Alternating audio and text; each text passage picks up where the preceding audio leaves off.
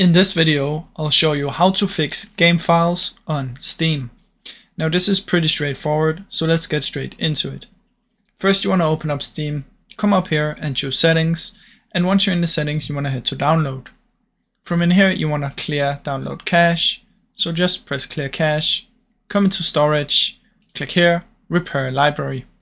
Now after you've done that, you can select the game where you're having trouble, let's say it's Terraria, right click on it, properties, installed files, and then verify integrity of game files.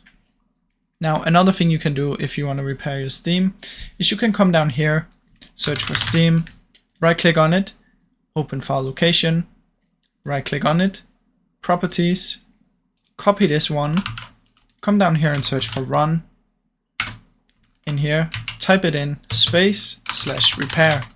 Now when you do this, you're going to open Steam in a repaired mode, which means all the files will be fixed.